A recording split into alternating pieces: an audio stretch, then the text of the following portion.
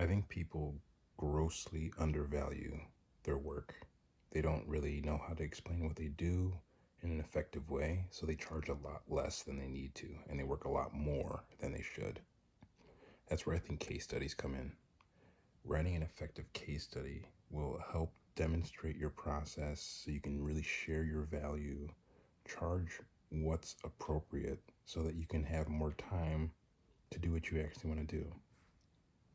The problem is that case studies, they're pretty hard to write. They're overwhelming. It's hard to distill the creative process, which is so nebulous, into a clear step-by-step process that a potential client will understand to the point where they want to take a discovery call or sign a contract. So how do you go about that?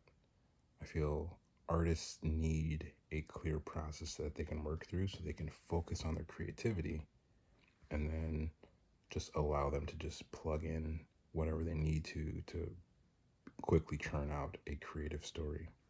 That's what this is all about. 5.4.0 Connect Partners.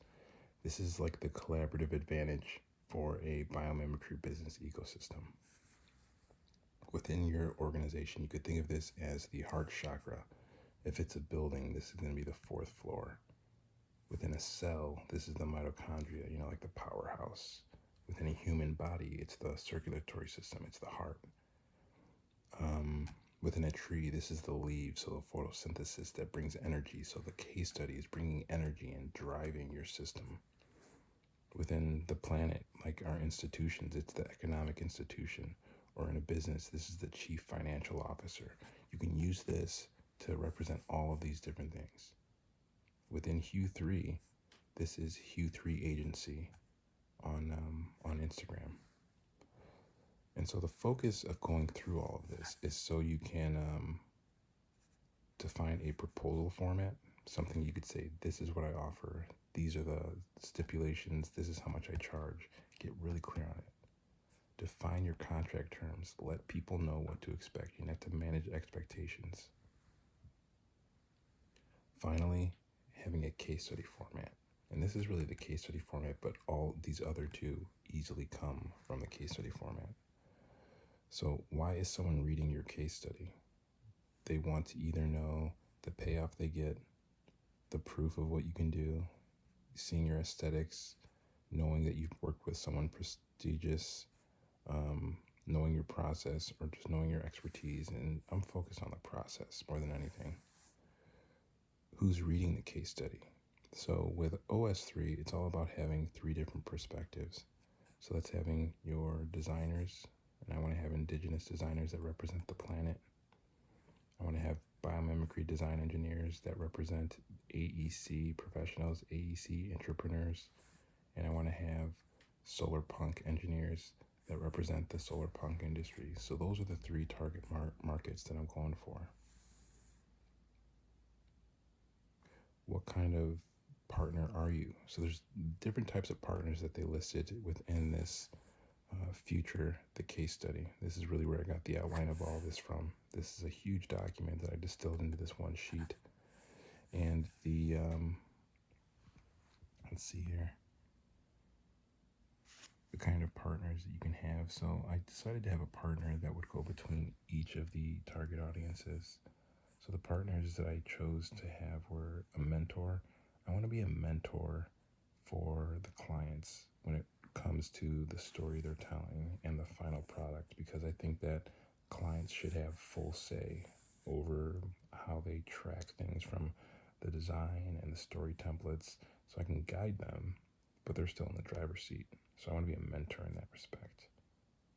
I want to be a partner between designers and design engineers so that I can bring over really creative perspectives. I can bring over really tactical perspectives for the process. And then finally, I want to be an expert because I know how to work through this process. I know the construction process. So I want to lead the charge on letting them say what this design and the story is. But then I come in and say, okay, based on this design, based on the partners we have, I'm going to come in and say, this is how we're going to carry things out. So those are the 3 types of roles that I'm going to be, what the types of partner that I want to be. How will you gather info? this is how we gather info for everything. All of this is how we gather info, right? And more specifically, it's all gathered within FigJam. So this is what I've been doing for the past few weeks, is gathering all this info. This is the process that I go through when we're creating these case studies for people.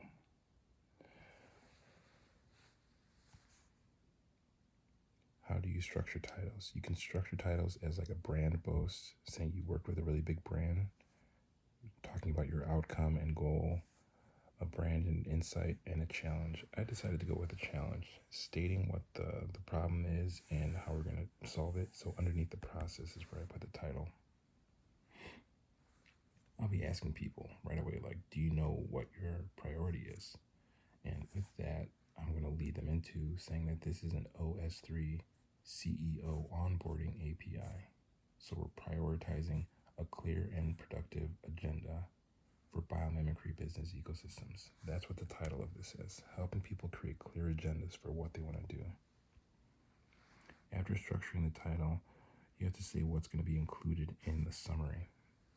So the outside here is the overall outline, but the summary is a distillation of it. So there's the mission that spans these three. There's the actual services that span these two, the outcome of what you create, and then the impact. That's the summary. So, and then after knowing what the summary is, let's clarify who the hero is of the story. And the hero goes right here. The hero, it's all of the partners that I've had from 2021 to 2023 till now. All the different organizations I've been working with who have had a creative idea, but who have needed like an engineer to come in to help them come up with a process. And on the flip side, I've had this process, didn't have a really clear way to put it out there, didn't have a clear way to communicate it, but I needed designers who had creative ideas to test things out with them. So that's really where we came together. We had a shared need there. I don't need to work through all of the different processes here, but really after coming up with who the hero is, you have to come up with the story. So again, it's always the Dan Harmon story circle. Every single process, Dan Harmon story circle. You, need, go, search, find, take, return, changed. So the you in this is the hero that I just mentioned. Need is the goal. Go is a compelling event. Search is the gap. So the gap is the actual things that we've been trying. So this is like the trials and tribulations. I worked through so many different things as I was meeting with people. You continue and get a little bit more refined. This is what I've been doing this year specifically. And then take is a gamble.